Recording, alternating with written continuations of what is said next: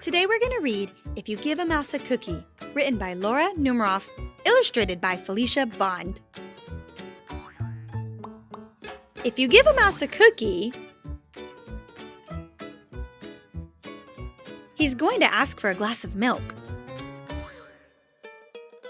When you give him the milk, he'll probably ask you for a straw. When he's finished, he'll ask for a napkin.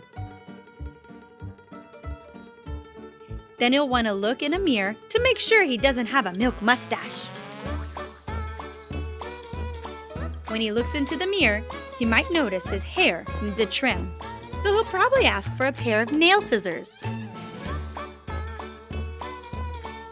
When he's finished giving himself a trim, he'll want a broom to sweep up. He'll start sweeping. He might get carried away and sweep every room in the house. He may even end up washing the floors as well. When he's done, he'll probably want to take a nap. You'll have to fix up a little box for him with a blanket and a pillow. He'll crawl in, make himself comfortable, and fluff the pillows a few times. He'll probably ask you to read him a story. So you'll read to him from one of your books, and he'll ask to see the pictures. When he looks at the pictures, he'll get so excited he'll want to draw one of his own. He'll ask for paper and crayons.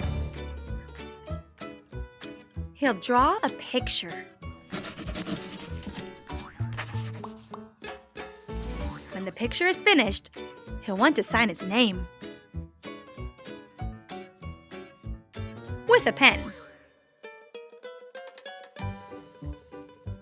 Then he'll want to hang his picture on your refrigerator, which means he'll need